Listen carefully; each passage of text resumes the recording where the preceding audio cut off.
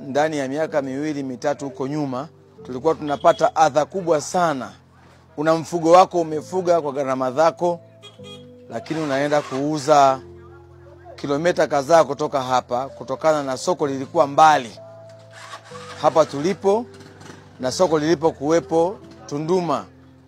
Unatoka hapa na ng'ombe wako unamswaga mwenyewe, unamlipa mswagaji, unalipa ushuru, umo njiani, unafika Tunduma, unaanza kumbembeleza mtu binafsi ambaye ni dalali wa ng'ombe. Ng'ombe wa kuuzwa labda 800,000 au 900,000 unauza 500,000 au 400,000 kutokana na soko lilivyokuwa liko mbali la ng'ombe.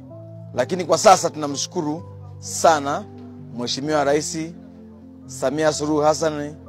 Kwa sasa unatoka na ng'ombe wako zizini kwako, dakika 2 umefika, unamchunga mwenyewe, amefika sokoni, unauza mamilioni ya pesa na unafaidika.